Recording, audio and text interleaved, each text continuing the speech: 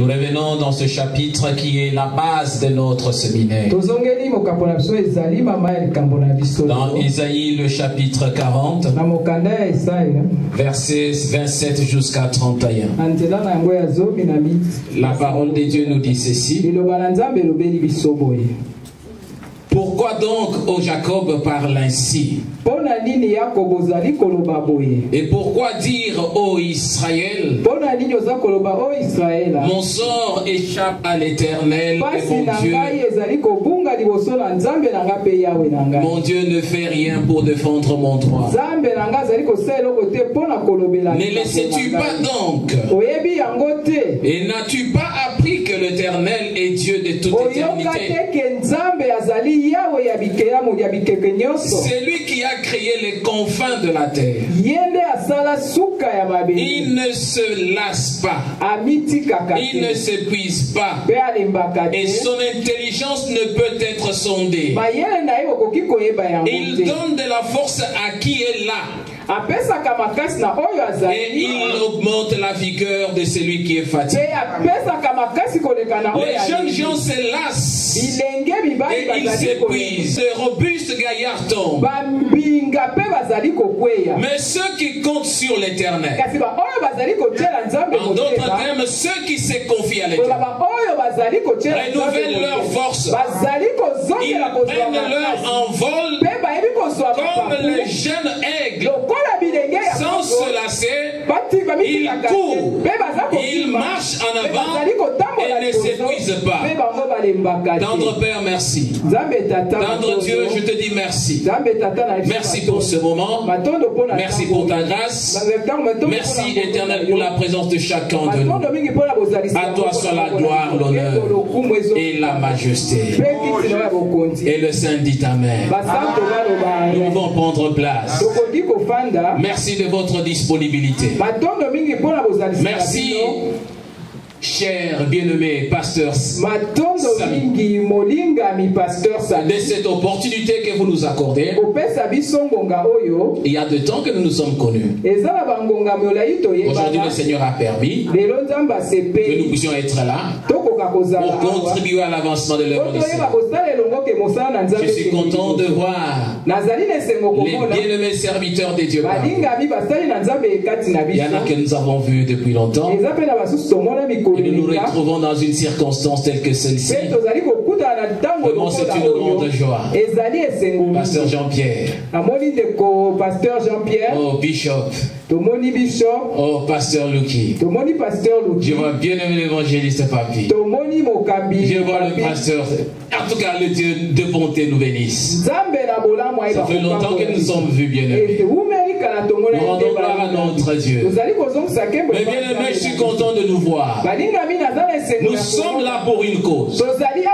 Nous sommes là pour parler du Seigneur. Le thème de notre séminaire est intitulé Renouvelle ta force. C'est-à-dire qu'il y a quelque part, nous étions en train de marcher. Nous étions en train de servir. Nous étions en train de faire quelque chose pour Dieu. Mais la force que nous utilisions est en train de se détériorer. C'est comme la courbe de marketing. En marketing, il y a un terme qu'on dit la courbe de croissance. Lorsque le produit est lancé sur terrain, le produit est en train d'évoluer avec un support marketing. La présentation du produit, le prix du produit et la place que le produit occupe. Et cette courbe permet que le produit puisse croître dans la croissance du produit sur le marché. Les gens apprécient le produit, les gens voient le produit et les gens regardent le prix du produit. Il y a la concurrence qui est là. Il y a les gens qui viennent juste pour critiquer le produit. Mais parce qu'il y a un support marketing, la présence du produit fait que le produit ne puisse pas chuter. Mais lorsque le produit augmente dans sa présentabilité, dans sa production, il atteint ce que l'on appelle la maturité. Et au moment de la maturité, chrétiens, qu'est-ce qu'elles ont fait? On doit relancer un deuxième produit qui doit être un support. Celui-ci est en train d'augmenter, l'autre vient en support. Au cas où il y a la chute, celui-ci va soutenir. Et on parle ça de brand ou la marque du produit. On soutient la marque du produit sur le terrain. Un chrétien est comme un produit lancé sur le marché. Notre présentabilité, notre présentation, quand nous descendons et nous sommes sur le marché c'est la vie courante. Le marché c'est la présence à l'église. Le marché c'est partout où on peut passer. Enfin, qu'on nous regarde, on témoigne que c'est un chrétien. Et non seulement on nous regarde de l'extérieur, on voit le prix que nous représentons au-dedans de notre présence, c'est-à-dire la valeur intrinsèque que nous donnons lorsque nous arrivons dans un milieu. Tu arrives quelque part, quand tu es assis, c'est lui qui est à côté de toi a même honte ou crainte de parler de n'importe quoi. Pourquoi il a peur ou il a crainte? Parce qu'il dit c'est cette personne. Dans cette personne, il y a une valeur. Si je parle de n'importe quoi, la personne va me faire des remarques ou bien elle va me réprimander. C'est pourquoi le chrétien, partout où nous passons, nous devons témoigner la présentabilité de notre valeur. Nous avons une valeur intrinsèque. Nous avons une valeur qui consiste que l'on puisse être sur le marché. Mais le marché, il y a la concurrence. C'est l'ennemi Satan. Ce sont les choses que nous voyons dans le monde. Les choses qui font que quand tu veux démontrer la valeur qui est en toi, tu te trouves dans un environnement où il y a l'étouffement de ta valeur. Un ami qui est à côté de toi, quelqu'un qui est à côté de toi, quelqu'un de ta famille, quelqu'un que tu as approché. Cette personne, quand elle est au devant de toi, elle est en train de te détériorer, de te rabaisser, d'épuiser ta valeur, afin que tu ne puisses pas être quelqu'un de valeur. C'est ce que tu regardes le chrétien. Au milieu de nous, il y a des accusations. Tu n'as rien fait. Quelqu'un vient auprès de toi. Moi, je ne viens plus à l'église parce que le pasteur a dit ceci. Or, tu es chrétien. Tu es la valeur. Le pasteur a dit, c'est ce que tu as écouté de l'extérieur. Mais toi-même, tu n'as pas de preuve de ce que tu as écouté. Quelqu'un peut dire amen. Amen, amen. Nous sommes là parce que le Seigneur l'a permis. Qu'est-ce qu'il a permis? Que nous puissions porter la parole.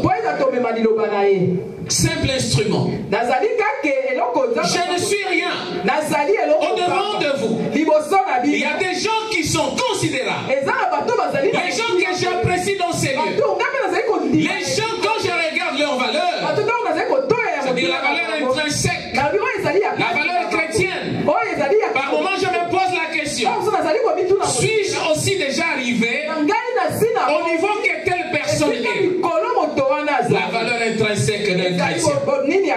Mais lorsqu'il n'y a rien de bien en toi, tu es sur le marché, les gens te dédaignent, les gens te rejettent. La parole me dit, Pierre est en train de dire, que lorsque vous êtes au milieu de païens, témoignez leur votre conduite, afin que le jour que le païen comprendra que la parole de Dieu pénétrera dans son cœur, que ce païen puisse témoigner, puisse reconnaître les valeurs qui étaient en toi.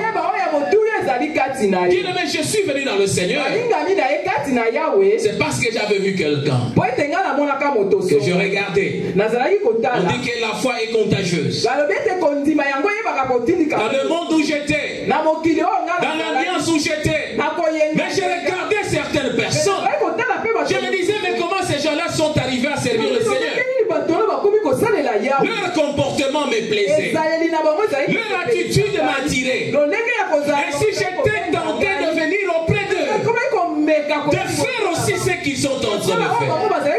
Mais aujourd'hui dans l'église, vous allez voir quelqu'un qui est chrétien, qui vient au devant du Seigneur, mais il n'attire en rien. Amen, amen. Tu n'attires en rien. Il n'y a rien de bon en toi. Tu viens à l'église, tu es la même personne qui est dans le monde. Et quand tu es dans le monde est en train de t'absorber. Lorsque le monde absorbe, il n'y a rien de bien pour toi. Amen, amen. Gloire au Seigneur. Simple instrument. Mais le Seigneur permet que je sois là. Parce qu'il sait qu'il y a une personne à qui il adresse ce message. Le Seigneur était à Nazareth.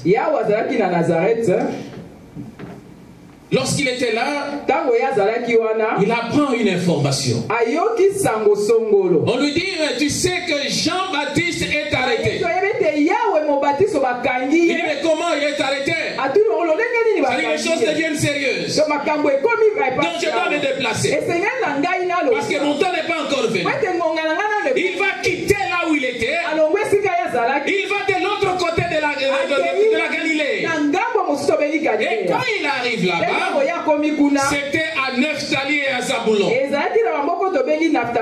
Il arrive dans ce pays, dans ces villes. Or, ce ville, la Bible nous dit dans Matthieu le chapitre 4, au verset 12, nous allons lire pour la bonne compréhension. Jésus ayant appris que Jean avait été livré, se retira dans la Galilée. Il quitta Nazareth et vint demeurer à Capernaum, situé près de la mer, dans le territoire de Zabulon et de Nephtali, afin que s'accomplisse ce qui avait été annoncé par Isaïe, le prophète. Qu'est-ce que Isaïe avait dit? Le peuple de Zabulon et de Nephtali, de la contrée voisine de la mer, du pays au-delà du Jourdain, et de la Galilée des gentils, ces peuples assis dans les ténèbres a vu une grande lumière. Et sur ceux qui étaient assis dans la région et l'ombre de la mort, la lumière s'est levée. Quand il est parti, pour tous ceux qui le regardaient, ils ont vu qu'il est parti de l'autre côté. Il est parti à Capernaum. Mais or, son départ était l'accomplissement d'une mission, d'une prophétie que Esaïe avait prophétisée dans Esaïe le chapitre 9. Lorsqu'il est en train de parler du Seigneur, il dit que ceux qui sont là dans l'ombre de la mort, ceux qui sont dans le ténèbres, ceux qui sont là à Nephtali, à Zabulon, ils verront la lumière qui luira. Et lorsque le Seigneur est arrivé, Zabulon et Nephtali et toute la contrée, ils vivaient dans des moments difficiles. L'ombre de la mort planait. Et il y avait le problème des ténèbres qui était au milieu. C'est-à-dire leur vie était une vie condamnée à des choses qui ne devaient pas voir au Seigneur. La présence du Seigneur a commencé à donner une lumière. Et les gens se sont retrouvés. Si nous lisons ce chapitre descendant, nous comprendrons que c'est à partir de là que le Seigneur a commencé à prêcher et qu'il a commencé à appeler le premier disciple. Il est allé accomplir une mission. C'est un simple instrument. Le Seigneur nous envoie aussi parce qu'il connaît qu'il y a quelqu'un qui vit dans l'ombre de la mort, quelqu'un qui vit dans le ténèbre, quelqu'un qui était actif dans les choses de Dieu, mais qui a commencé à négliger, qui a commencé à faner comme une fleur, qui a commencé à s'éloigner du Seigneur. Le texte d'Ésaïe 40 que nous avons lu, le texte nous révèle trois aspects. Le premier aspect, ce sont les complaintes. Les complaintes du peuple. Le peuple est en train de dire, ma misère, mon problème, ma situation, ça ne marche plus. Et le peuple était vraiment dans l'angoisse, dans les tourments. Et ce peuple s'est posé beaucoup de questions. Le deuxième aspect, c'est ce que Dieu est. On est en train de nous dire, ne laissez-tu pas, et ne l'as-tu pas appris que l'Éternel est Dieu de toute éternité. On fait voir ce que le Seigneur est. Au devant d'un peuple qui se plaignait, un peuple qui était fatigué. Et lorsqu'on est en train de faire voir à ce peuple, Isaïe est en train de faire parler au peuple. Vous ne savez pas cela. Il est le créateur. Il est celui qui peut changer ta situation. Il donne de la force à celui qui est fatigué. Il s'est augmenté de la vigueur. C'est le deuxième aspect, c'est que Dieu est. Et le troisième aspect, c'est ce que Dieu fait. Ce qu'il doit faire. Au devant d'un peuple qui se plaignait, on dit à ce peuple que le Seigneur est capable d'agir. Et maintenant on voit le Seigneur en train d'agir. Dans ce que le Seigneur est en train d'agir, dans l'action du Seigneur, c'est ça même le thème de notre séminaire. Renouvelle ta force. Le Seigneur renouvelle la force. Le Seigneur sait renouveler la force de celui qui est fatigué, de celui qui est abattu, de celui qui est dans des problèmes et dans des situations, de celui qui est dans le mariage et il trouve que tout est en train de partir, de celui qui se regarde, il se dit mais maintenant c'est fini, rien de bon ne peut sortir. Amen, amen. Gloire au Seigneur. Un jeune marié, un jeune, après le mariage, une année passe. Deuxième année, le jeune se regarde. Il dit mais ça ne marche pas. Il n'y a pas d'enfant. Mais quel type de mariage? Il regarde la pression de la société. Il voit les collègues de service. Il voit les gens qui ont des enfants qui viennent. Et ce jeune se regarde. La pression de la société. L'oppression de l'ennemi Satan. Et cela fait que l'homme puisse chercher une autre solution. Et le jeune se dit, je dois chercher une deuxième femme. Ce jeune-là, c'est moi. Deuxième année, je me dis, mais non, ça ne va pas. Je dois trouver une deuxième. Parce que là, j'ai besoin des enfants. Celui qui marche dans l'ombre de la mort et dans les ténèbres. Je vais pour me marier. Je trouve la femme. Je vais pour donner la dot. La boisson et tout ce qu'il fallait. À ce temps-là, j'étais un ambiasseur, un vrai ambiasseur. Alors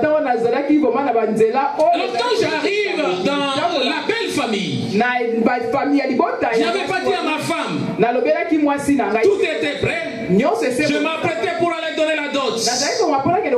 Là dans la cuisine on avait tout apprêté. Et du coup, un petit enfant qui arrive auprès de moi. Et je cherche Y'a Francis. Mais qui m'appelle Y'a Francis? Il y a quelqu'un qui t'appelle quelque part. Je m'en vais au coin. Je trouve ma femme qui est là, en train de pleurer. Elle me pose la question. Y'a Francis. Elle m'appelait Y'a Francis. Parce qu'elle a trouvé dans la famille le fait que toutes les petites soeurs, les petits frères m'appelaient Yaya. Elle était entrée dans le rythme. Si tu veux m'abandonner, les larmes jusqu'aux genoux. Tu veux m'abandonner. Elle s'est agenouillée auprès de moi. Elle m'a tenu dans les habits. Tu veux m'abandonner parce qu'il n'y a pas de maternité. Tu veux chercher une deuxième femme. Tu dis oui. Je veux chercher une deuxième femme. Je ne veux pas te voir. Quitte devant moi. Je l'avais rejeté comme un chien. Alors je me tiens debout. Je rentre dans l'ambiance où nous étions. Amstel Bière, Guinness, Primus. J'étais délégué commercial de la Bralima. Un deuxième enfant arrive. Je cherche Y'a Francis. Je me tiens debout. Je sais que c'est toujours elle qui m'appelle. Dans la colère terrible.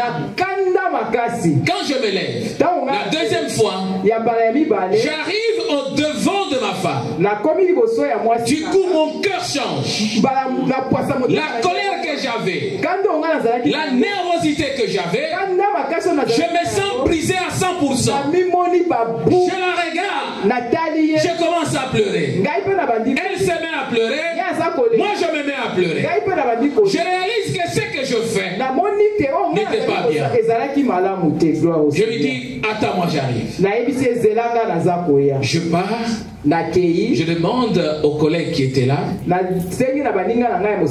les collaborateurs extérieurs, comment on les appelait, faites descendre toute la bière dans la camionnette. On fait descendre le tout. Les amis étaient là en train de boire. Je leur dis, attendez-moi, je viens. Je prends la camionnette, je vais jusque là où elle était, je prends ma femme, on rentre à la maison. Ceux qui étaient restés là, ils étaient hypothéqués. Ils sont partis l'un après l'autre. Ils ont attendu appeler qu'on entre dans la maison pour manger. Mais la personne concernée n'était pas là. Les complaintes. À ce temps-là, j'allais dans des prières. Ma femme sert le Seigneur et elle servait le Seigneur à ce temps-là.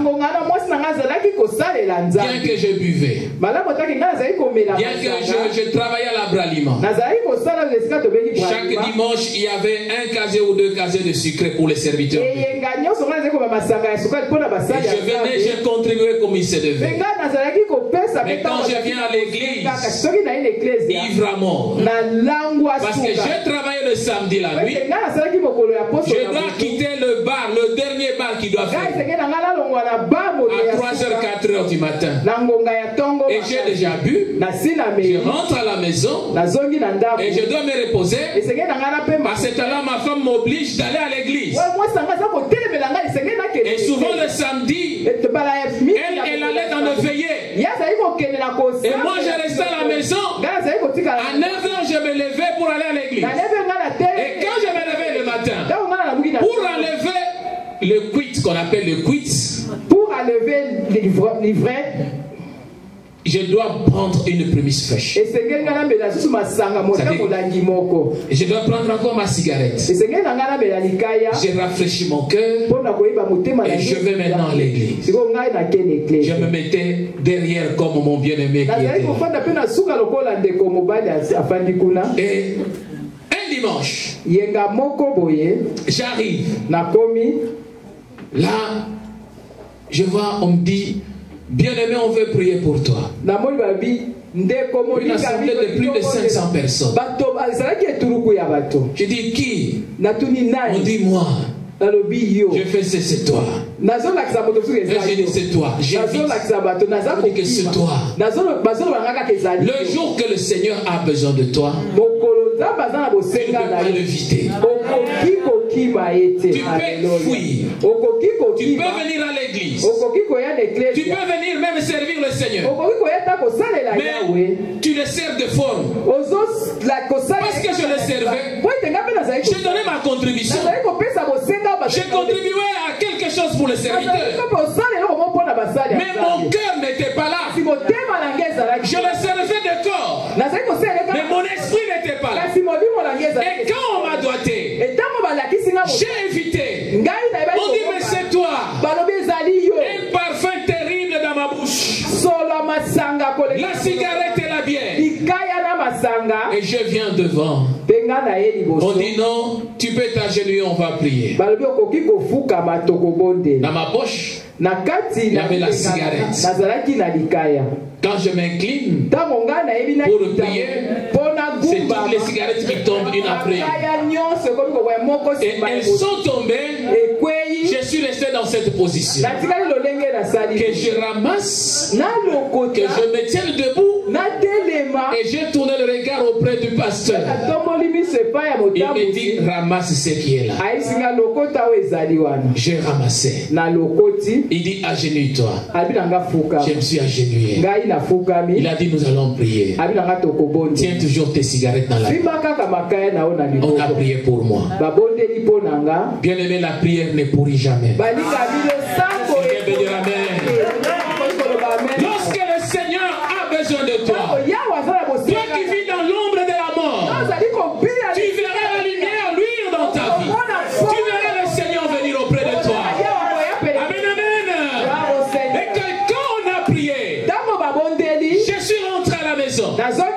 J'ai fumé cette cigarette-là. Était la meilleure cigarette que je n'avais jamais fumée. J'ai senti un goût exceptionnel. Je suis allé dans le football loisir pour sponsoriser les anciens. Nous avons bu dans le Moziki. Et après avoir bu le lundi matin, je sens un dégoût terrible. Je vais au travail le lundi. Nous devons présenter le rapport marketing. Qu'est-ce que nous avons fait sur le marché? Comment nous avons géré le budget? Je donne tout mon rapport. Mon chef de secteur apprécie le rapport. Il dit très bien, tu es au niveau de 7h30, tu dois arriver à 8h30. Ok, merci. Du coup, un dégoût, une force me vient. Je dis, chef, je ne partirai plus encore dans le bar. Il me dit, qu'est-ce que tu dis? Il dit, chef, je ne partirai plus encore dans le bar. À ce temps, j'étais déjà baptisé. Mais je venais à l'église dans ma vie d'ambiance. Mais le jour que le Seigneur a voulu me briser, c'était ça. Il m'a dit, tu es fou, tu vas perdre ton travail. Tu es un agent cadre. Aspirant cadre plutôt. Mais quand tu abandonnes, mais c'est fini avec toi. Est-ce que tu as raisonné? Je dis, chef, je sens que je ne dois plus encore partir dans le bar. Il me dit, mais tu es fou, va raisonner. Je vais raisonner le lundi. Le mardi, je reviens. Il me dit, voici ton budget de terrain. Je dis, merci chef. Je n'irai plus dans le bar. Le chef donne le rapport à Kinshasa. Nous étions dans le Orkin. Le rapport arrive. Une semaine après, deuxième semaine, je venais seulement au bureau et je rentrais. Il ne voulait même pas me voir. Et la décision vient de Kinshasa. Il me dit non. Monsieur Longo doit être affecté au service de finances. Il devait bénéficier de tous les avantages d'un financier. Et ce qu'il avait comme avantage en tant que délégué commercial sont encore maintenus. Quelqu'un veut dire amen. Amen. Et là, j'ai donné ma vie au Seigneur. Pourquoi je parle de ça? C'est parce que de là où nous venons, de là où le Seigneur nous ramasse, c'est peut-être dans des conditions qu'il t'a ramassé aussi. Et c'est dans des conditions qu'il peut aussi te ramasser. Le Seigneur a besoin que quand on vient auprès de lui, nous devons comprendre qui il est. La Bible nous dit ici, renouvelle ta force. Pour renouveler la force, nous devons nous poser des questions. Qui doit renouveler sa force? Et comment il peut renouveler sa force? Pour renouveler la force, tu dois comprendre une chose. Tu dois connaître celui qui peut renouveler ta force. Connaître celui qui peut renouveler ta force, c'est le Seigneur Jésus-Christ. Lorsque tu t'es confié à lui, lorsque tu l'as accepté, lorsque tu lui fais confiance, dans la sincérité, dans la fidélité, et quand tu fais confiance au Seigneur, et là tu es en train de faire naître ce que l'on appelle la foi. C'est-à-dire que tu crois en lui qui croit en lui, devient une nouvelle créature.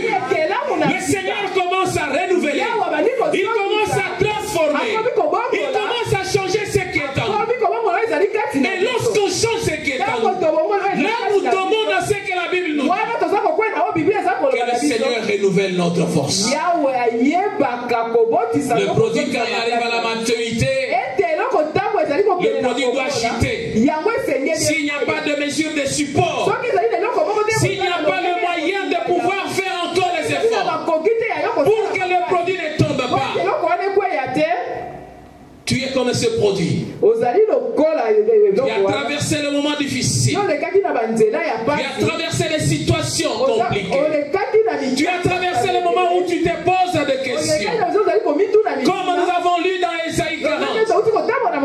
Est-ce que le Seigneur est là? La souffrance que je traverse, les conditions dans lesquelles je vis.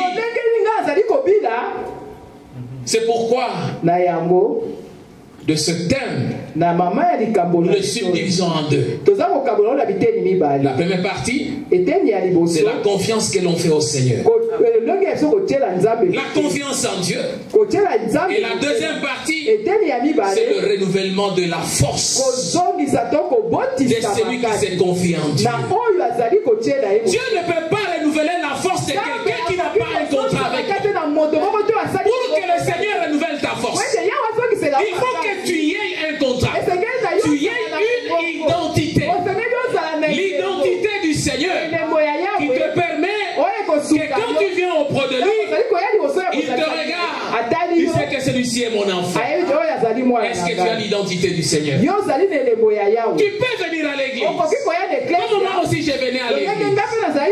Dans l'ivrognerie, dans mes ambiances, avec la maman Mosiki. Mais je finissais, je venais à l'église. Amen, amen. Mais quand le Seigneur a saisi, c'était inévitable. Il y a quelqu'un parmi nous. Cette personne vit dans des moments difficiles, dans des situations compliquées. Les questionnements sont multiples. La santé, ça ne marche pas. Seigneur, cette maladie, j'ai prié. Je suis allé chez le serviteur de Dieu. Je suis allé prendre les cures de l'huile. Parce qu'il y a des gens qui prennent des cures d'huile. C'est-à-dire que chaque matin, on te dit de prendre un demi-verre d'huile. Tu as pris une cure d'huile. Et tu as pris, tu as fait tout ce qu'il faut faire. On t'a donné de l'eau. Parce que tu as pensé qu'en Irlande, il n'y a pas de puissance. Tu es allé quelque part. On t'a donné quelque chose. On t'a donné de l'eau. On dit que cette eau, quand tu pries, tu l'asperges dans la maison. L'eau ne donne rien. L'huile ne donne rien. Si toi tu n'as pas une identité avec le Seigneur, quand tu as l'identité avec le Seigneur, Dieu peut permettre à un serviteur de Dieu, comme il y a de l'huile là, je prends de l'huile, je te fais l'onction d'huile. Lorsque tu es malade et que toi tu es en contact avec le Seigneur, et la Bible nous dit dans Marc que allez-y, priez pour les malades, chassez les esprits, priez sur les malades en les soignant d'huile. L'usage d'huile n'est pas mauvais, mais c'est la manière que l'on utilise. Amen, amen. Gloire au Seigneur. Tu as appris des choses. Tu es parti d'une église à l'autre. Tu es en train de chercher la force. Tu cherches la solution. La solution n'est pas dans l'église. La solution n'est pas dans l'eau. La solution n'est pas dans lui. Mais la solution est dans l'identité que tu as avec le Seigneur.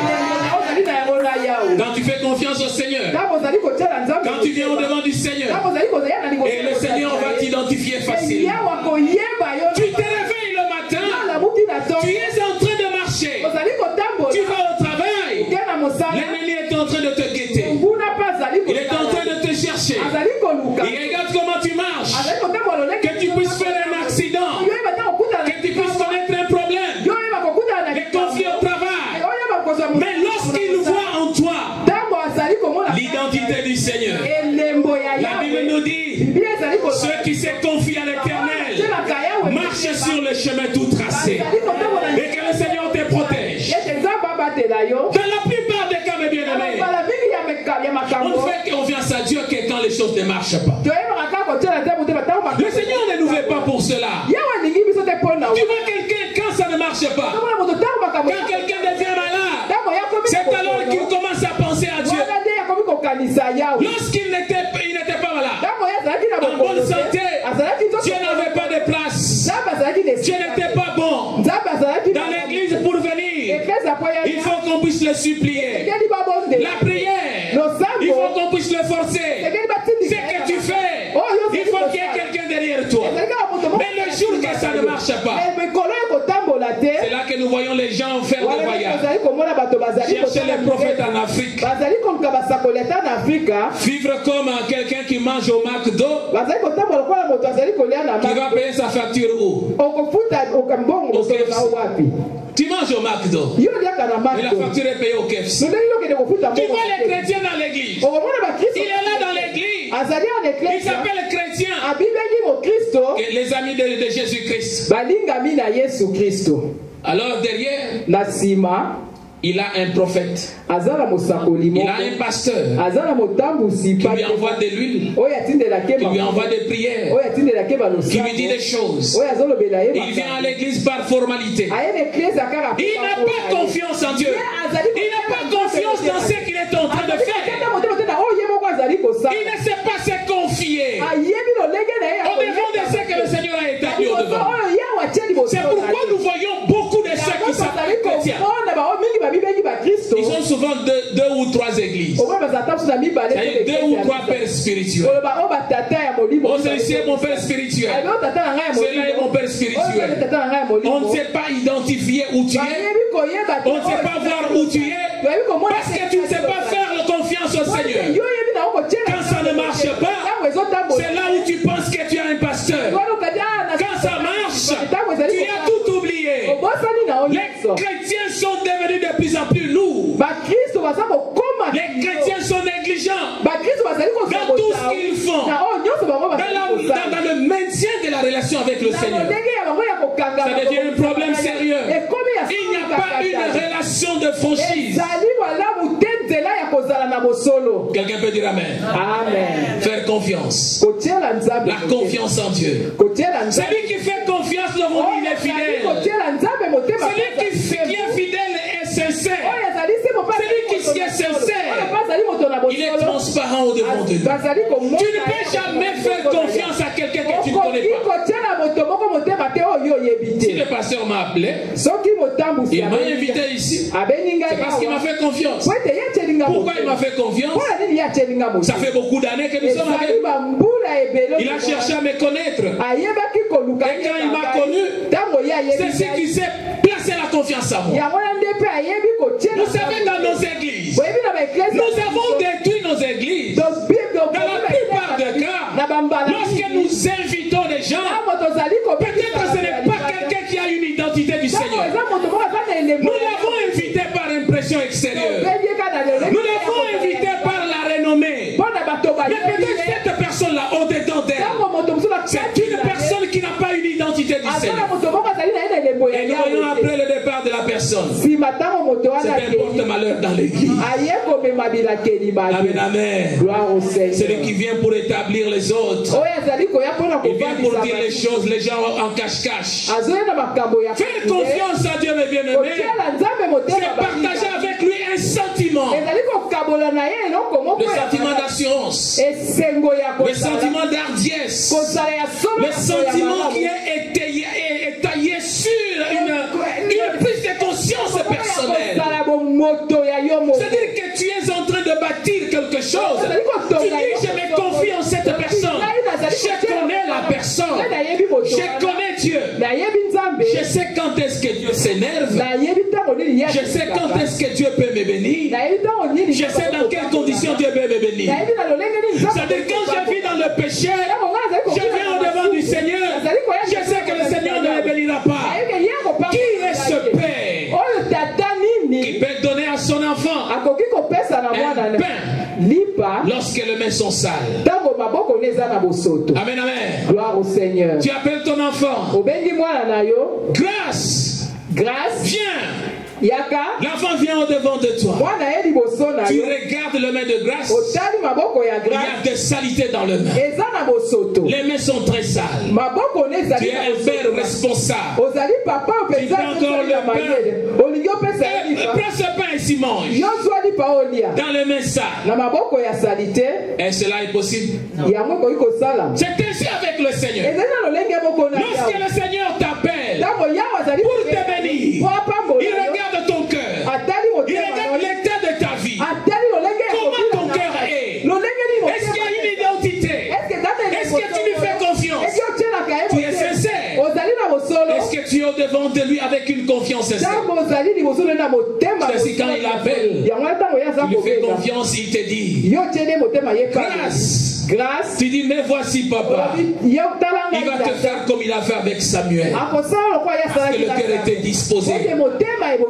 Lorsqu'on croit au Seigneur, mes bien-aimés, on accepte cette identité-là. On accepte le Seigneur. On accepte d'être fidèle et sincère. Est-ce que tu es sincère au-devant du Seigneur? Quelle preuve tu peux avoir de la confiance que tu as en Dieu? Qu'est-ce qui fait, mon bien-aimé, que quand tout marche bien, tu oublies Dieu? Pour venir à l'église, on doit te forcer. Qu'est-ce qui fait cela? Tu ne t'es jamais posé la question. La prière pour ta vie, il faut qu'on te force. Même si l'église a établi des moments de prière, ces temps-là ne sont pas importants. Tu attends seulement quand on te dit un serviteur puissant vient. Et là tu vas courir pour chercher la bénédiction. Mais dans ton église, tu n'as pas confiance. Tu ne reconnais pas celui que Dieu a établi. Amen, amen. Gloire au Seigneur. Avoir confiance avec le Seigneur. Tu cherches les gens de l'extérieur. Tu cherches loin. Au moment où ce que tu cherches est plus près de toi. Amen, amen. Gloire au Seigneur.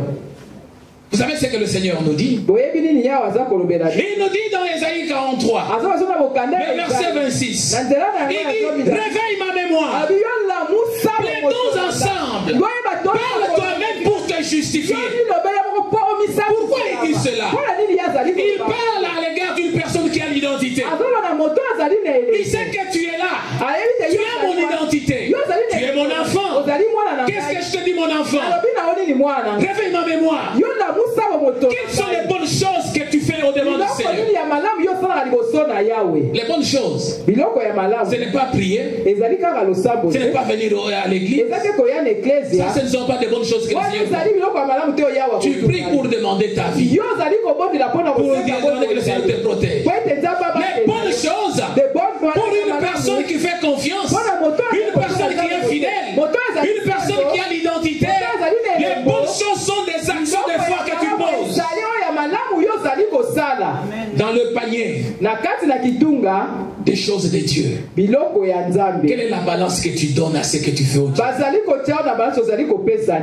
Un chrétien qui n'a pas confiance.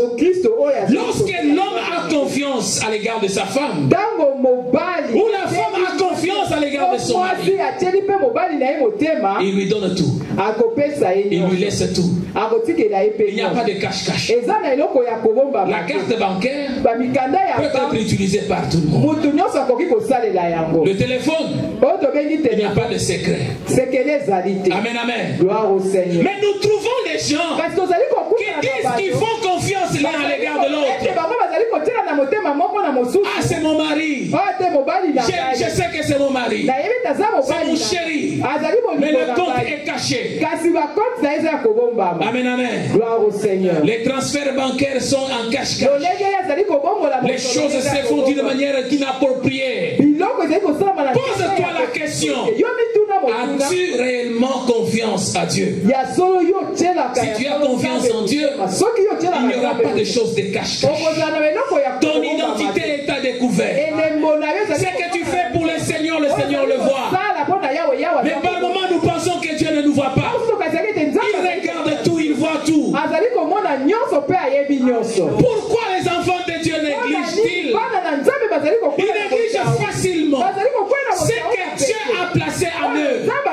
quand nous l'avons accepté, nous avons reçu le Seigneur. La Bible nous dit, il est à nous. Ne savez-vous pas que Dieu est en vous? Son identité est à nous. Mais quand nous oublions cela, nous commençons à faire le cache-cache. Nous nous éloignons devant de notre Dieu. Nous allons loin de notre Seigneur. Beaucoup ont laissé le brasero de leur vie. Vous connaissez le brasero, Mbaboula? Ok, merci. Mbaboula ya bomo inayo. Les brasiers de leur vie. Tu as laissé ça couvert de cendres. Vous savez, un brasero, il y a de braise dedans. On allume, on met du feu. Lorsque le feu est en train de faire son travail, la marmite est en train de bouillir.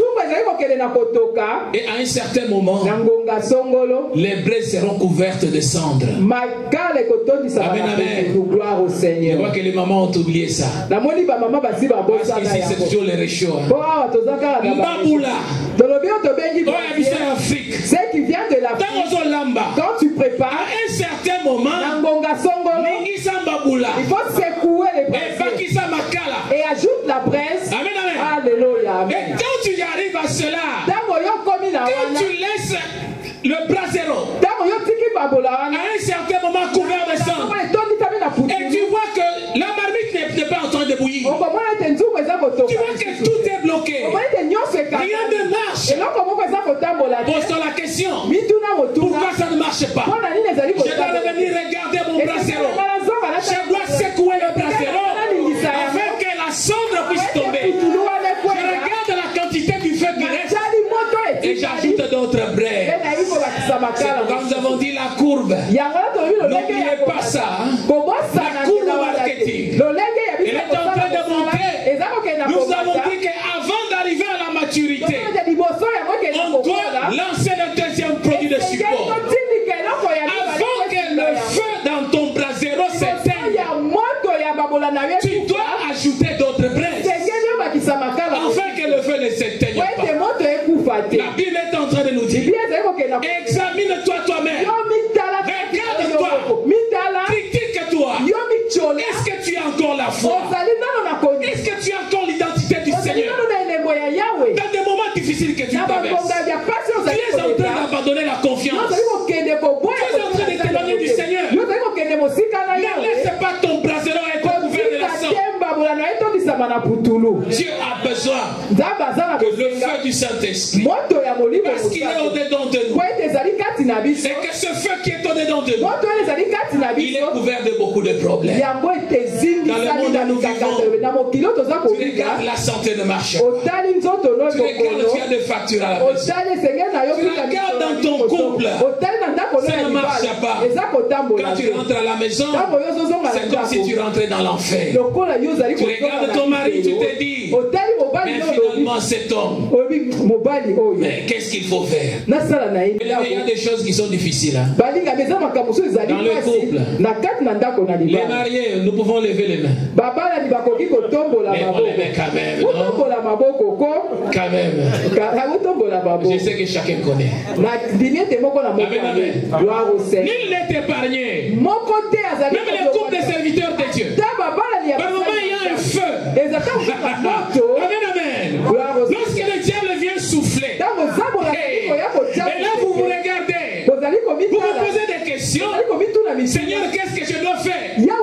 Mais si j'agis comme ça, Seigneur, que diront les fidèles?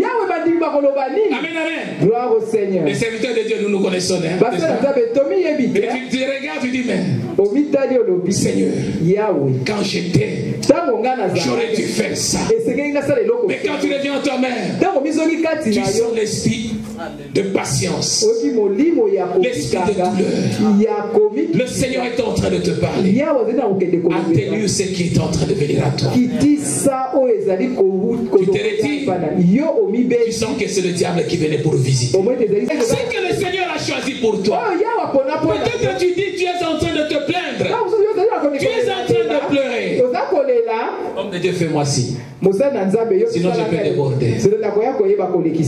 Amen, amen. Gloire au Seigneur. Je m'excuse si je déborde. Ce n'est pas ma faute. Par moment on parle trop. Mais par moment on cherche à parler peu. Amen, amen. Gloire au Seigneur. Je ne voudrais pas abuser de votre temps. Parce que demain ça sera le renouvellement de notre quoi? Le thème c'est quoi? Le renouvellement de notre force. De notre force. Amen. Le Seigneur va renouveler. Aujourd'hui, nous voulons d'abord nous identifier au Seigneur. Comment nous pouvons faire confiance au Seigneur? Comment nous nous approchons devant lui?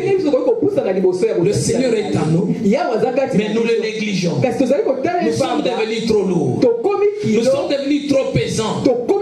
Nous n'arrivons pas à comprendre comment le Seigneur veut agir. Dieu n'a pas seulement besoin de notre aspect extérieur. Quand je suis au devant de vous là, je dis non, je peux porter quand même quelque chose de propre. Ça c'est l'extérieur. Dieu n'a pas toujours besoin de ça. Ça c'est rien au devant de Dieu. Mais Dieu regarde ce qui est au dedans. Qu'est-ce qui est à l'intérieur? Quel type de relation as-tu avec le Seigneur? Comment marches-tu avec le Seigneur? Et quand tu t'arrives proche au devant du Seigneur, qu'est-ce que tu fais au devant du Seigneur? Ici, quand je regarde les mamans, surtout les mamans, je vois c'est la lutte contre la vieillesse. Je regarde là, je vois la lutte contre la vieillesse. Dites à votre femme que nous allons sortir à 15h. Je t'ai dit que vous allez quitter à 16h. Pourquoi vous sortez à 16h? La lutte contre la vieillesse. Il faut mettre ceci. Il faut faire cela. Mais surtout qu'elle connaisse déjà nos stratégies. Si le rendez-vous est à 16h, vous lui dites à 15h. Elle sait déjà que non, il y a une heure d'avance. Amen, amen. Qui n'a pas vu ça dans sa maison? Amen, amen. Le temps pourquoi on veut se rajeunir. Paraître bel et beau. Le papa, nous cherchons à nous coiffer. Nous cherchons à être propres. La lutte contre la vieillesse. Amen, amen. Gloire au Seigneur. Amen, amen. Gloire au Seigneur. Dieu a besoin. Comme nous luttons de l'extérieur, la lutte contre la vieillesse, nous ne voulons pas vieillir. Mais notre homme intérieur est en train de vieillir. Il est en train d'atteindre l'apogée. C'est pourquoi vous voyez les chrétiens deviennent lourds de venir à l'église. Viens à l'église. J'ai trop de problèmes. Viens à l'église. Le pasteur doit prendre sa voiture pour aller chercher l'évangile. Viens à l'église. Regardez, vous vous posez des questions. Je suis allé en Afrique du Sud. J'ai vu comment on sert le Seigneur. Les gens qui sont mal payés. Les gens qui font le service de gardiennage. On leur paye à peu près 70 € par mois. Amen, amen. Gloire au Seigneur. Mais vous regardez l'assiduité aux choses de Dieu. Quelqu'un qui a des factures à payer, mais il sait que j'ai un rendez-vous avec le Seigneur. J'ai une identité avec le Seigneur. Il sait que je suis en train de servir le Seigneur. Nous devons savoir que le chrétien peut être oppressé. C'est une réalité. Les réalités de la vie quotidienne. Nous sommes soumis à des pressions, à des choses terribles. Mais la chose qui est meilleure, nous devons savoir une chose. L'épreuve est la preuve de notre attachement. L'épreuve est une preuve de notre attachement au Seigneur Jésus. Quand tu passes des moments difficiles, c'est là que le Seigneur va regarder comment tu vas traverser ce temps et quel est l'espoir que tu maintiens au devant de lui. Comment tu peux arriver à tenir ferme, de lui faire confiance, de dire que Seigneur, je suis à toi et je sais que malgré les temps difficiles, malgré ce qui se passe, dans mon foyer, dans ma famille, dans ma vie personnelle, je te fais confiance. Nous devons connaître les choses qui provoquent la colère du Seigneur. Je traverse des moments difficiles parce que je sais faire mourir l'homme qui est en moi. Dans la Bible, il y a un homme. Cet homme m'étonne et m'impressionne. L'homme qu'on appelle Jairus. On parle de lui avant de terminer. Jairus était le chef de la synagogue. Cet homme vient auprès du Seigneur. Il s'agenouille. La Bible nous dit, il s'est jeté au pied du Seigneur.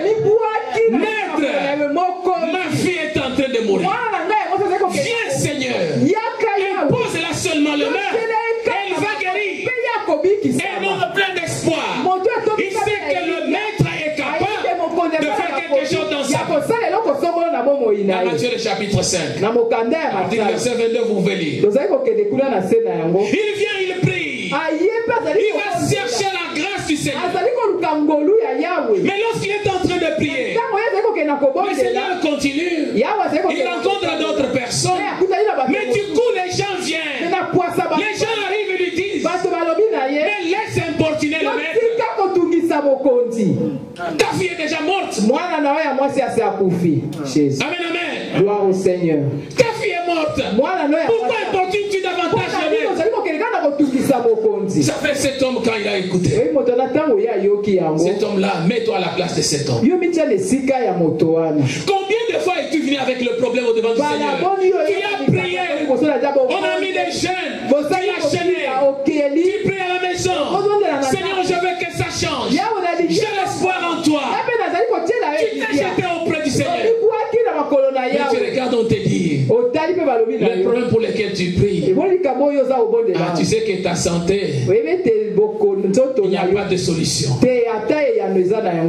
Le médecin t'a condamné. Il t'a amené une mauvaise nouvelle. L'entourage t'a amené une mauvaise nouvelle pour te décourager. Mais ce papa, cet homme Jairus, il pouvait également se poser des questions. 1000 questions qu'il pouvait se poser. Pourquoi Dieu ne répond-il pas à mes supplications? Tu as aussi déjà posé cette question. Pourquoi il permet que je perde ma fille, que je perde mon problème, que ça ne réussisse pas? J'ai prié, j'ai supplié, alors que je suis au pied à ses pieds. Pourquoi ne répond-il pas? À quoi bon lui rester fidèle? Pourquoi je dois toujours continuer à prier? Pourquoi je dois continuer à venir à l'église? Pourquoi mettre ma confiance en lui? Pourquoi je dois m'abandonner tout le temps au-devant de lui lorsqu'il n'y a pas de solution? C'est ce que les enfants d'Israël se sont posés comme question. Il ne répond pas. Il ne réagit pas. Nous avons dit 3 aspects dans le texte d'Ésaïe 40. Les complaintes des enfants d'Israël. C'est que Dieu est.